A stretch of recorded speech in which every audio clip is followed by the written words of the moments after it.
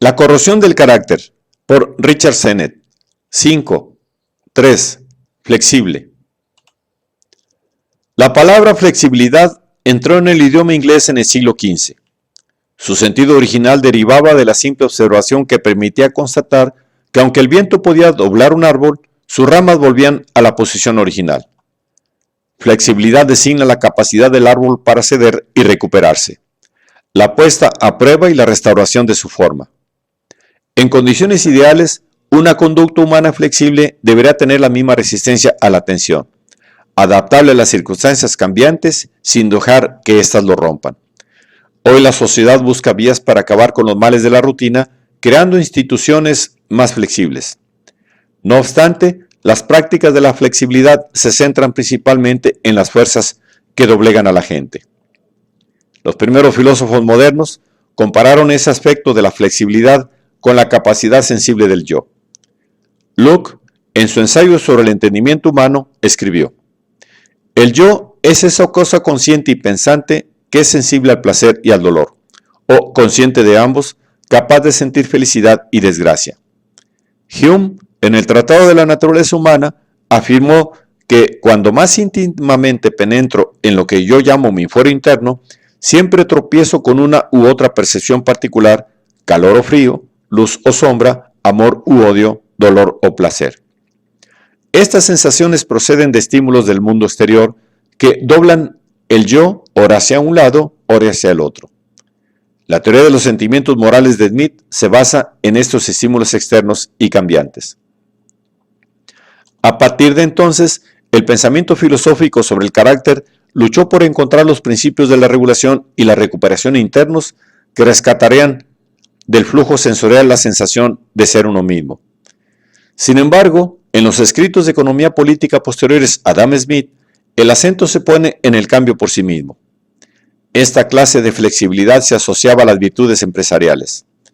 Siguiendo a Smith, los economistas del siglo XIX opusieron la flexibilidad del empresario al aburrido y lento empeño de los obreros industriales. John Stuart Mill, en sus Principios de Economía Política, veía a los mercados como un teatro de la vida, peligrosos y desafiantes a la vez, y a los comerciantes como artistas de la improvisación. Mientras que Adam Smith era un moralista de la solidaridad, los economistas políticos que lo siguieron se concentraron en un valor ético diferente. Para Mill, es el comportamiento flexible lo que genera la libertad humana. Aún estamos dispuestos a pensar que así es. Nos imaginamos que estar abiertos al cambio, ser adaptables, son cualidades del carácter que se necesitan para una acción libre. El ser humano es libre porque es capaz de cambiar. No obstante, en nuestro tiempo, la nueva economía política traiciona este deseo personal de libertad. La repugnancia a la rutina burocrática y a la búsqueda de la flexibilidad han producido nuevas estructuras de poder y control en lugar de crear las condiciones de liberación. El sistema de poder que acecha en las formas modernas de flexibilidad está compuesto de tres elementos: reinvención discontinua de las instituciones, especialización flexible de la producción y concentración sin centralización del poder.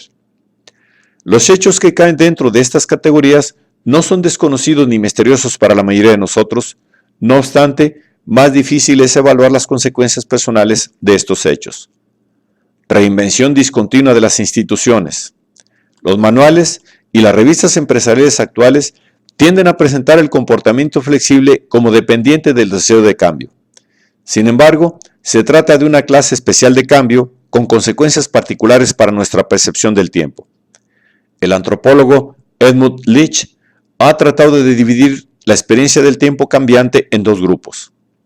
En el primero de ellos, sabemos que las cosas cambian, pero parecen tener una continuidad con lo que las ha precedido.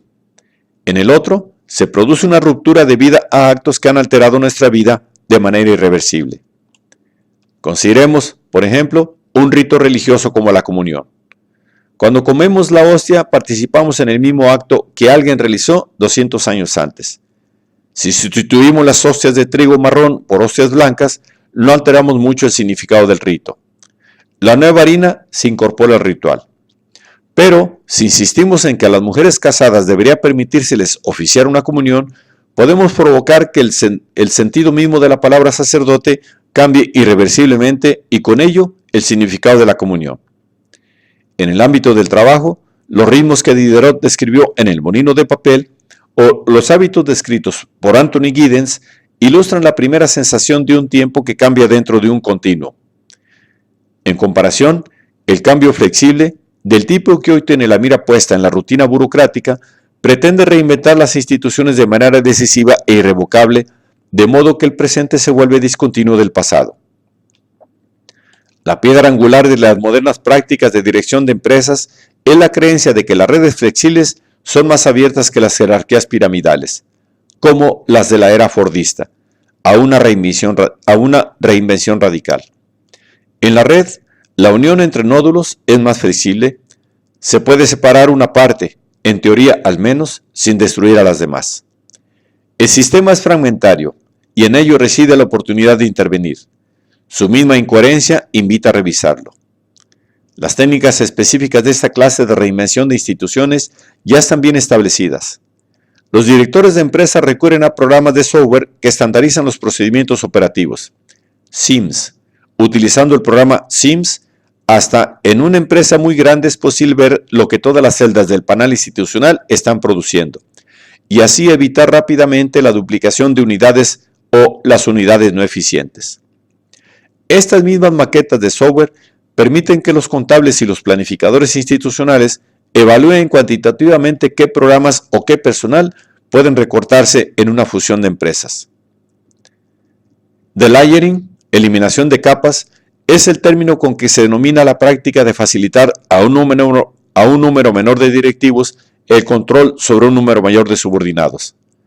La desagregación vertical ofrece a los miembros de una isla empresarial la posibilidad de realizar tareas múltiples. El término corriente para esas prácticas es reengineering, reingeniería, reinvención, cuyo resultado básico es la reducción de puestos de trabajo. Las estimaciones de las cifras de trabajadores americanos afectados por una reducción de plantilla desde 1980 a 1995 varían de un cálculo a la baja de 13 millones a la espectacular cifra de 39 millones. Estas reducciones han tenido una conexión directa con el aumento de la desigualdad, pues solo una minoría de los trabajadores de mediana edad despedidos han encontrado otro trabajo con un salario igual o superior.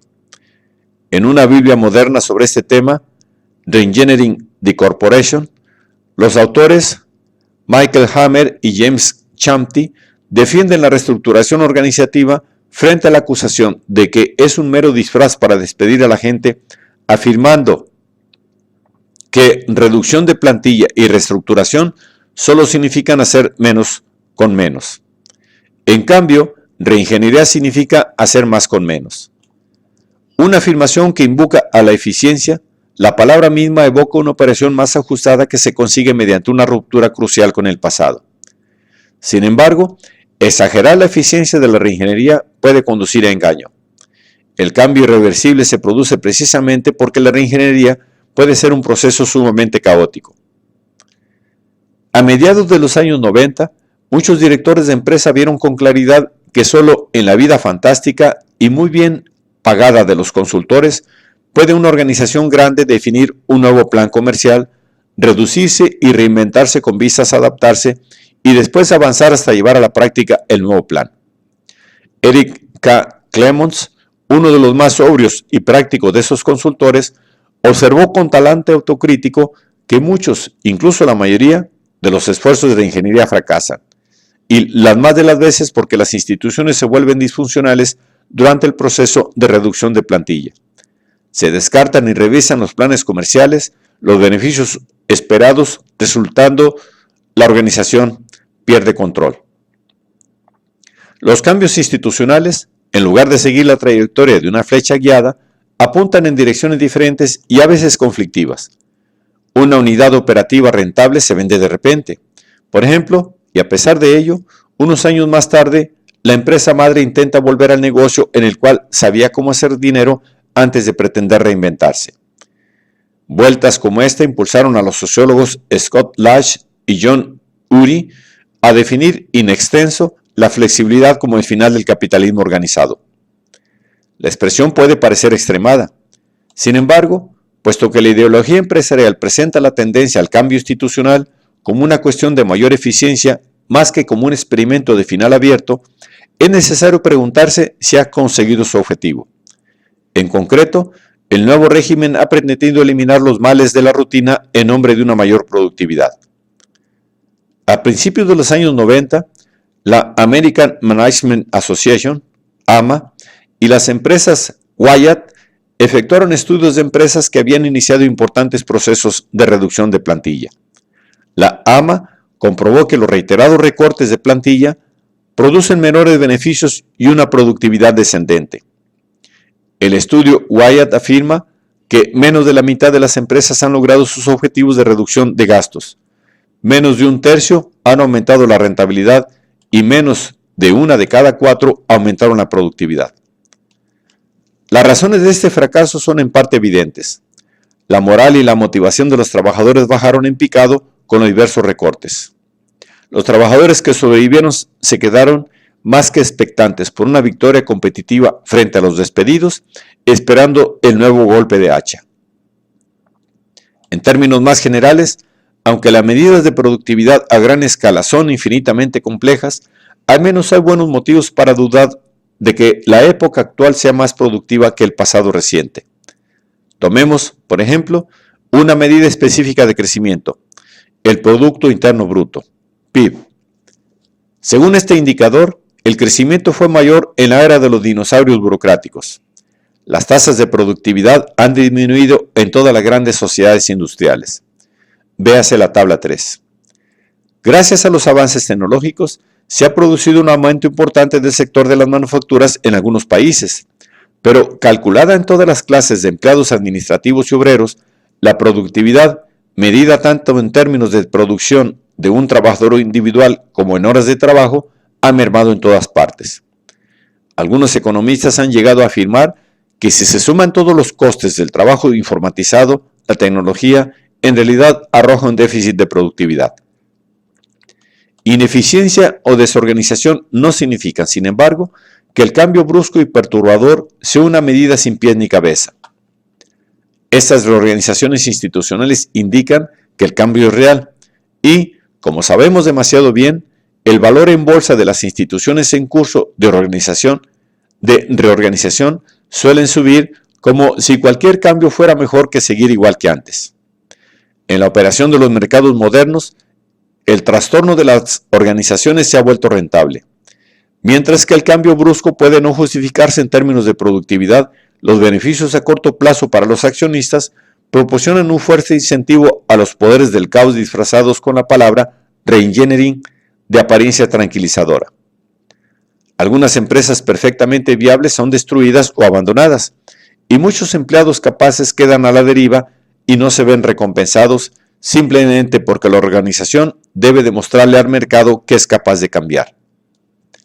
Sin embargo, hay razones más fundamentales que impulsan al capitalismo a buscar el cambio radical e irreversible, por más desorganizado e improductivo que sea. Y la razón se relaciona con la inestabilidad de la demanda del consumo. Esta inestabilidad de la demanda da lugar a la segunda característica de los regímenes flexibles, a saber, la especialización flexible de la producción. Especialización flexible. Para expresarlo con sencillez, la especialización flexible trata de conseguir productos más variados cada vez más rápido.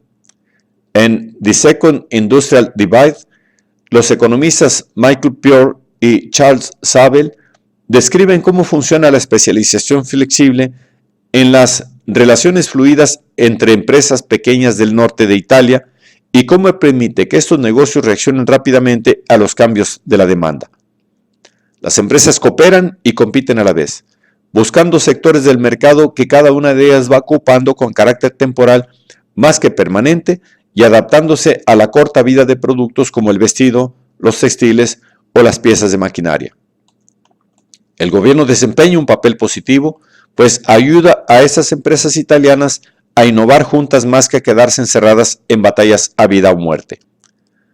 Pure y Zabel llaman al sistema estudiado por ellos estrategia de innovación permanente, adaptación al cambio continuo más que un esfuerzo por controlarlo. La especialización flexible es la antítesis del sistema de producción encarnado por el Fordismo. Hoy, en la fabricación de coches y camiones, la vieja y kilométrica cadena de montaje que estudió Daniel Bell ha sido reemplazada por islotes de producción especializada.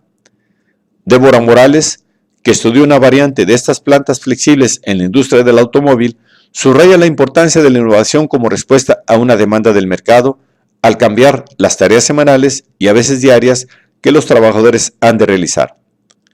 Los ingredientes necesarios para la especialización flexible también son conocidos. La especialización flexible conviene a la alta tecnología. Gracias a los ordenadores, las máquinas industriales pueden reprogramarse y configurarse fácilmente. La velocidad de las comunicaciones modernas también ha favorecido la especialización flexible al permitir que las empresas gocen de acceso inmediato a los datos del mercado global. Además, esta forma de producción requiere una rápida toma de decisiones y por eso es apropiado para el pequeño grupo de trabajo. Por el contrario, en una gran pirámide jerárquica, la adopción de decisiones puede ralentizarse mientras los papeles llegan hasta la cumbre a fin de ser aprobados en la oficina central. El ingrediente más sabroso de este nuevo proceso productivo es la disposición de dejar que las demandas cambiantes del mercado exterior determinen la estructura interna de las instituciones. Todos estos elementos de receptividad contribuyen a la aceptación del cambio decisivo y brusco. Véase la tabla 10. Puede parecer extraño, al menos a los americanos, citar un ejemplo de la vanguardia de la innovación productiva en Italia. Aunque las empresas americanas y europeas han aprendido mucho de las técnicas japonesas de especialización flexible, la retórica de la economía americana suele suponer que la economía de los Estados Unidos es, en su conjunto, más flexible que otras, gracias a la mayor ausencia de interferencia estatal propia de este país en comparación con Europa y Japón, a una red más débil de amiguismo, a sindicatos también más débiles y una opinión pública dispuesta a tolerar el cambio económico brusco. Este prejuicio americano se basa en el reconocimiento implícito de que el régimen flexible es, a la vez, político y económico. Las cuestiones de flexibilidad tratan de cuestiones de economía política propiamente dicha, y hoy encuentran formulaciones contrastantes en Estados Unidos y algunas partes de Europa. ¿Hay límites a la manera como mucha gente se ve forzada a doblegarse? ¿Puede el gobierno dar a la gente algo parecido a la fuerza elástica de un árbol a fin de que los individuos no se quiebren bajo la presión del cambio? El banquero francés Michel Albert establece la diferencia entre las respuestas dividiendo las economías políticas de las naciones avanzadas en un modelo renano y un modelo angloamericano. El primero existe desde hace casi un siglo en los Países Bajos, Alemania y Francia. En este modelo, los sindicatos y las empresas comparten el poder y el estado del bienestar proporciona un sistema de pensiones, de educación y de prestaciones sanitarias relativamente bien entretejido y seguro. Este modelo renano se ha utilizado en Italia, Japón, los países escandinavos y también en Israel. El otro modelo, el angloamericano, se refiere a la situación actual más que a la pasada, en el Reino Unido y en Estados Unidos. Este modelo ofrece mayores posibilidades al capitalismo de libre mercado, mientras que el modelo renano hace hincapié en ciertas obligaciones de las instituciones económicas con el sistema de gobierno. El modelo angloamericano subraya la subordinación de la burocracia estatal a la economía y, en consecuencia, tiende a aflojar la red de seguridad que proporciona el gobierno. Respecto de los mercados, el modelo renano puede comportarse con tanta flexibilidad y decisión como el angloamericano. La Italia del Norte, por ejemplo, es totalmente renana en su mezcla de empresa estatal y privada, pero también flexible a la hora de responder rápida y débilmente a las cambiantes exigencias del mercado. En algunas formas de fabricación de alta tecnología, la densa red renana de asociaciones cambiantes puede, de hecho, ser más receptiva a la demanda de los consumidores que su prima neoliberal encerrada en una dudosa batalla contra las interferencias gubernamentales y aplicada a aniquilar a sus competidores. La relación entre el mercado y el Estado compensa la diferencia real entre ambos regímenes. Los regímenes del Rin tienden a frenar el cambio cuando perjudica a los ciudadanos con menos poder, mientras que el régimen angloamericano se inclina más hacia los cambios en la organización y en las prácticas laborales, aunque los más débiles tengan que pagar un precio por ello. El modelo renano no se lleva del todo mal con la burocracia estatal, mientras que el angloamericano opera basándose en el principio de que el gobierno es culpable hasta que no se demuestre su inocencia. Ruud Lubbers, ex primer ministro de los Países Bajos, ha afirmado que la confianza holandesa en el gobierno ha permitido realizar dolorosos ajustes económicos que una ciudadanía más recelosa no habría aceptado. Así, la etiqueta neoliberalismo se aplica a menudo al modelo angloamericano, liberal en su sentido original de no regulado.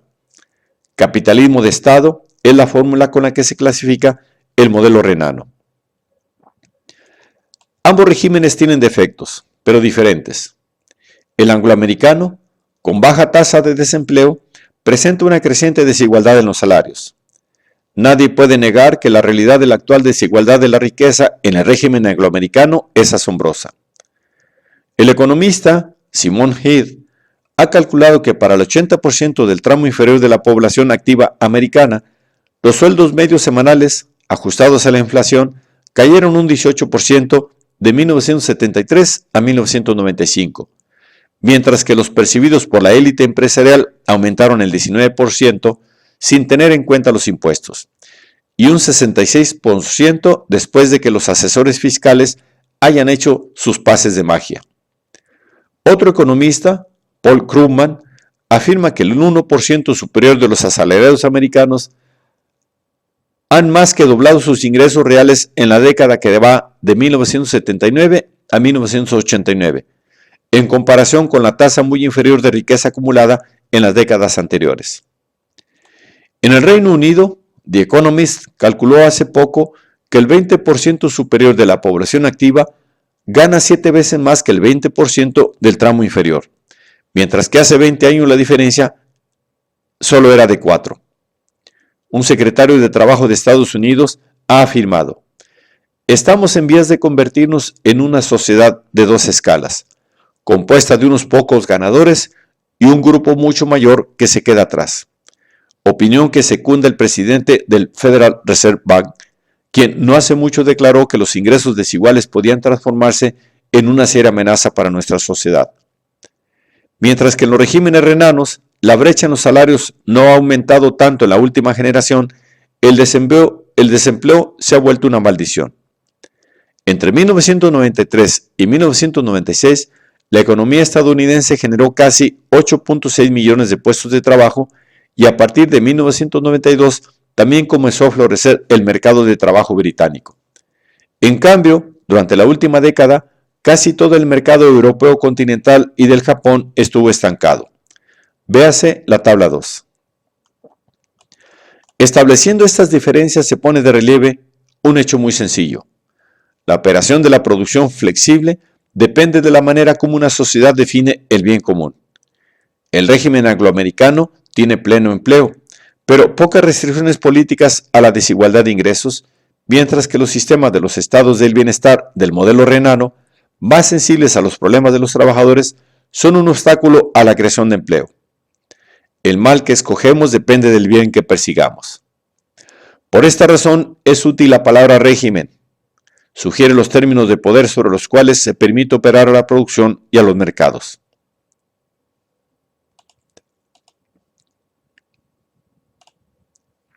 Concentración sin centralización. Un régimen flexible tiene una tercera característica. Los cambios en las redes, los mercados y la producción que utiliza hacen posible algo parecido a un oxímoron: concentración de poder sin centralización de poder. Uno de los alegatos a favor de la nueva organización del trabajo es que descentraliza el poder, es decir, que da a la gente de categoría inferior más control sobre sus propias actividades. Obviamente se trata de una afirmación falsa en lo que respecta a las técnicas empleadas para desmontar las viejas y gigantescas estructuras burocráticas. Los nuevos sistemas de información proporcionan a los directivos un amplio cuadro de la organización y dejan a los individuos, al margen de cuál sea su lugar en la red, poco espacio para esconderse. Sims, al tratar solamente con sus superiores inmediatos, ocupa el lugar de las negociaciones que podrían proteger a los individuos. Igualmente, la desagregación vertical y el delayering son cualquier cosa menos procedimientos de descentralización. Hay una península de poder en el archipiélago del poder flexible y en la Tierra alguien decide que Barbados puede hacer el trabajo que una vez hicieron Trinidad y Guadalupe, y Barbados rara vez elige aumentar sus propias cargas.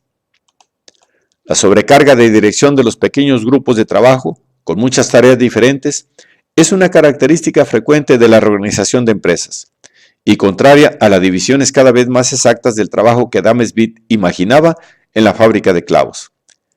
Realizar estos experimentos con decenas o con cientos de miles de empleados requiere inmensos puestos de mando. A la economía de la desigualdad se suman así nuevas formas de poder desigual y arbitrario dentro de la organización. Consideremos, por ejemplo, los ordenadores personales de marca que compramos. Son un collage de piezas y montajes parciales fabricados en distintas partes del mundo, y la marca representa, a lo sumo, el armazón del conjunto. Su producción tiene lugar en un mercado de trabajo global y resulta en una práctica productiva denominada hollowing, vaciado, pues la marca es un signo vacío. En su clásico estudio, Lean and Mean, Bennett Harrison muestra cómo el poder jerárquico permanece firme en su lugar también en este tipo de producción.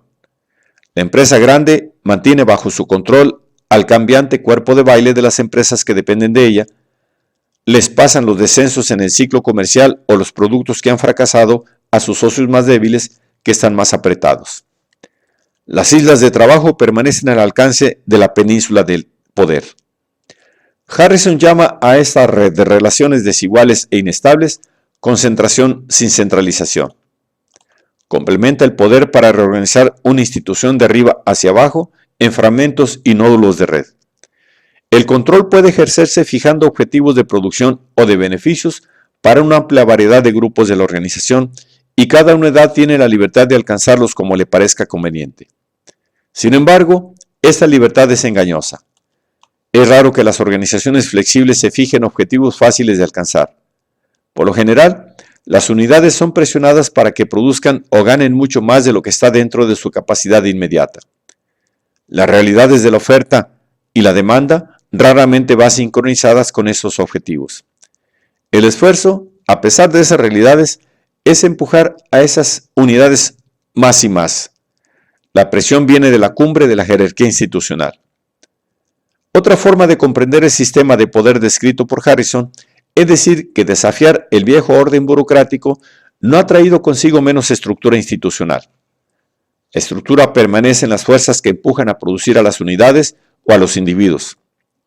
Lo que se deja abierto es la manera de hacerlo, y la cumbre flexible de la organización pocas veces da la respuesta, pues está más ocupada en hacer las cuentas de sus propias necesidades que en diseñar un sistema mediante el cual las necesidades puedan ser satisfechas. Concentración sin centralización. Es una manera de transmitir la operación de mando en una estructura que ya no tiene la claridad de una pirámide. La estructura institucional se ha vuelto más intrincada, no más sencilla. Esta es la razón por la cual la palabra misma, desburocratización, es confusa y a la vez torpe. En las organizaciones modernas que practican la concentración sin centralización, la dominación desde arriba es, a la vez, fuerte y amorfa. Una manera de comprender la manera como encajan los tres elementos del régimen la encontramos en la organización del tiempo en el lugar de trabajo. Actualmente, las organizaciones flexibles están experimentando una organización distinta de la jornada laboral, el llamado horario flexible. En lugar de turnos fijos que no varían de un mes a otro, la jornada de trabajo es un mosaico de gente con horarios diferentes y más personalizados, como ocurre, por ejemplo, en el despacho de Janet. Este mosaico de horarios parece muy lejos de la monótona organización del trabajo en la fábrica de Smith. En realidad parece ser una liberación de los horarios, una auténtica victoria de la organización moderna sobre la rutina de toda la vida. Sin embargo, la realidad del horario flexible es bien distinta. El horario flexible surgió con la nueva entrada de mujeres en el mercado de trabajo. El número de mujeres pobres que trabajan, como Flavia, siempre ha sido mayor que el de mujeres de la burguesía. En la última generación, como ya hemos señalado, una importante cantidad de mujeres de clase media han entrado en las filas del trabajo en Estados Unidos, Europa y Japón y han seguido formando parte de la fuerza de trabajo incluso después de tener hijos, sumándose a las mujeres que ya trabajaban en servicios de menor nivel y en el sector de manufacturas. En 1960, un 30% de las mujeres norteamericanas formaban parte de la fuerza de trabajo remunerado, y el 70% no. En 1990 era casi el 60% y solo el 40% no. En las economías desarrolladas en 1990, casi el 50% de la fuerza de trabajo profesional y técnica estaba formado por mujeres, la mayoría empleadas full-time. La necesidad, así como el deseo personal, ha impulsado el trabajo femenino. Hoy, un estándar de vida de clase media requiere por lo general 2 asalariados adultos. No obstante, estas mujeres trabajadoras necesitan un horario de trabajo más flexible. Al margen de su clase social, muchas de ellas trabajan a tiempo parcial y siguen siendo madres a tiempo completo. Véase la tabla 5. La llegada de más mujeres de clase media a la fuerza de trabajo contribuyó a una mayor innovación en el horario flexible, sea a tiempo completo, sea a tiempo parcial. Ahora estos cambios ya han traspasado las barreras de los sexos y los hombres también tienen horarios más elásticos. En la actualidad, el horario flexible conoce distintas variantes. En la más sencilla, utilizada de una manera u otra por el 70% de las empresas norteamericanas, un trabajador debe cumplir una semana entera de trabajo, pero decide a qué horas del día está en la fábrica o en el despacho. En el extremo opuesto, hay un 20% de empresas que permiten comprimir el horario de trabajo, como cuando un empleado completa una semana en 4 días. Trabajar en casa es una opción que hoy ofrece el 16% de las empresas, en particular para trabajadores de ventas, técnicos y del sector servicios, una opción viable en gran medida gracias al desarrollo de las redes internas de comunicaciones, intranets. En Estados Unidos, los hombres y las mujeres blancas de clase media tienen hoy mayor acceso a los horarios flexibles que los operarios de una fábrica o los trabajadores hispanos. El horario flexible es un privilegio de la jornada de trabajo. El trabajo por las tardes o por la noche aún recae en las clases menos privilegiadas. Véase la tabla 6. Este hecho pone de relieve una de las formas en que el horario flexible, pese a que en apariencia promete mayor libertad de la que gozaba un obrero uncido al carro de la rutina de la fábrica de Smith, se entreteje, en cambio, en un nuevo entramado de controles. El horario flexible no se parece al calendario de vacaciones que permite a los trabajadores saber exactamente qué esperar. Tampoco es comparable al total de horas de trabajo semanales que una empresa puede fijar para sus empleados de nivel inferior. La programación flexible del horario es más un beneficio otorgado a empleados privilegiados que un derecho de los trabajadores, según la analista de gestión empresarial Lot Bailin. Es un beneficio injustamente distribuido y estrictamente racionado. Esta afirmación es exacta hoy en Estados Unidos. Otros países están introduciendo las prácticas americanas. Si el horario flexible ha de considerarse una recompensa, también coloca al empleado bajo el estricto control de la institución. Consideremos, por ejemplo, el más flexible de los horarios flexibles, el trabajo en casa. Esta recompensa les provoca una gran ansiedad a los empleadores, pues temen perder el control de los trabajadores no presentes en la empresa y sospechan que los que se quedan en casa abusarán de esa libertad. Como resultado, se ha puesto en marcha un montón de controles para regular el proceso de trabajo real de aquellos que no trabajan en la oficina. Por ejemplo, la gente tiene que llamar a la oficina regularmente y se utilizan controles intranet para vigilar al trabajador ausente. Los supervisores suelen abrir el correo electrónico. Son pocas las empresas que ofrecen horario flexible y que, siguiendo el modelo de Tag Work, proponen a los trabajadores: tenemos esta tarea, hágala como le plazca, pero hágala. Un trabajador o una trabajadora con horario flexible controla la ubicación del trabajo, pero no por ello obtiene mayor control sobre el proceso de trabajo en sí. Actualmente, varios estudios sugieren que la vigilancia suele ser, de hecho, más estricta para los que no trabajan en la oficina que para los presentes en la empresa. De esta manera, los trabajadores cambian una forma de sumisión al poder cara a cara por otra que es electrónica. Esto es lo que Janet descubrió, por ejemplo, cuando se trasladó a un lugar de trabajo más flexible al regresar al este. La microgestión del tiempo sigue realizándose a paso acelerado, aunque el tiempo parezca desregulado en comparación con los males de la fábrica de Smith o del Fordismo. La lógica métrica de Daniel Bell ha pasado del reloj a la pantalla del ordenador. El trabajo está descentralizado desde el punto de vista físico, pero el poder ejercido sobre los trabajadores es más directo. El teletrabajo es la última isla del nuevo régimen. Estas son, pues, las fuerzas que inclinan a la gente hacia el cambio: reinvención de la burocracia, especialización flexible de la producción, concentración sin centralización. En la rebelión contra la rutina, la aparición de una nueva libertad es engañosa. En las instituciones y para los individuos, el tiempo ha sido liberado de la jaula de hierro del pasado, pero está sujeto a nuevos controles y a una nueva vigilancia vertical. El tiempo de la flexibilidad es el tiempo de un nuevo poder. La flexibilidad engendra desorden, pero no libera de las restricciones. La versión de Smith imaginaba que la flexibilidad enriquecería a la gente ética y materialmente. Su individuo flexible es capaz de repentinos estallidos de solidaridad. Una estructura de carácter totalmente distinta aparece entre los que ejercen el poder dentro del complicado régimen moderno.